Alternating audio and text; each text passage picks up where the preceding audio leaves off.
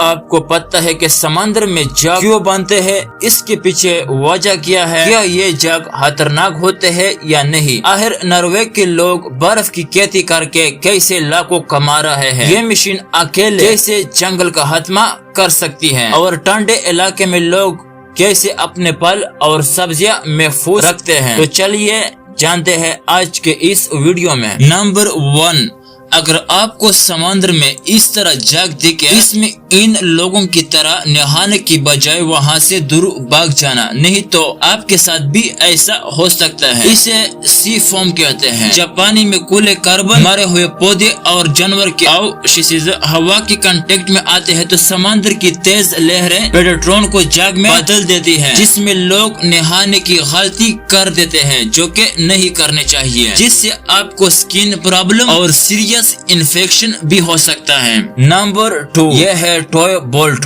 جس کے تھریڈز دو الگ الگ ڈائریکشن میں ہوتے ہیں، ایک حصہ لیفٹ سائڈ پر تو دوسرا رائٹ سائڈ پر۔ اس کا مطلب یہ ہے کہ نٹ کو کسی بھی سائڈ پر گھما کر ٹائٹ کیا جا سکتا ہے۔ اس ڈیزائن کو بنانے کا مین پرپز یہ ہے کہ نٹ ڈھیلا نہ ہو۔ سب سے پہلے نٹ کو ایک ڈائریکشن گھمایا جاتا ہے اور پھر دوسرا نٹ دوسرے ڈائریکشن میں، اس طرح سے دونوں نٹ مضبوطی سے ایک دوسرے کو لاک کر دیتے ہیں۔ نمبر 3، نروے میں لوگ برف کی کھیتی کا لاکھوں روپے کما رہے ہیں۔ یہاں اتنی ٹھنڈ پڑتی ہے کہ پورے جھیل اور تالاب برف میں بدل جاتے ہیں۔ تب برف کی کھیتی کرنے والے لوگ سب سے پہلے آرے کی مدد سے برف کو آئس بلاکس کے فارم میں کاٹ کر بڑے بڑے گاڑے اکٹھا کر لیتے ہیں۔ اس کام کو بڑی تیزی سے کرنا پڑتا ہے ورنہ کاٹے گئے بلاکس پھر سے جم سکتے ہیں، اور اس کام کو کرنا کافی چیلنجنگ ہوتا ہے کیونکہ کام کرتے ہوئے پانی کے اندر گرنے کا خطرہ ہمیشہ بنا رہتا ہے اور ان بلاکس کو باہر والے اور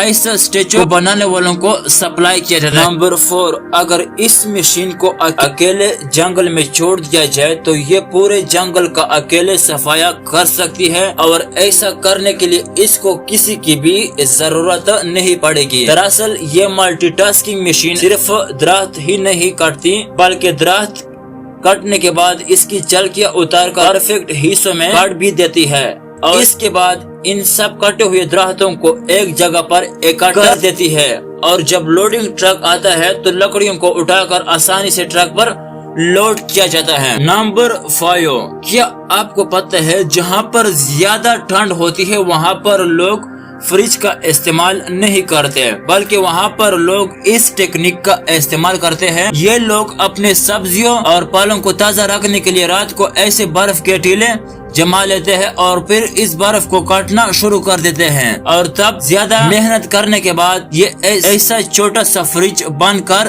تیار ہو جاتا ہے، اور پھر یہ لوگ اس میں پھل اور سبزی رکھ لیتے ہیں، جس کے کارن کئی دنوں تک اس میں پھل اور سبزی خراب نہیں ہوتے ہیں۔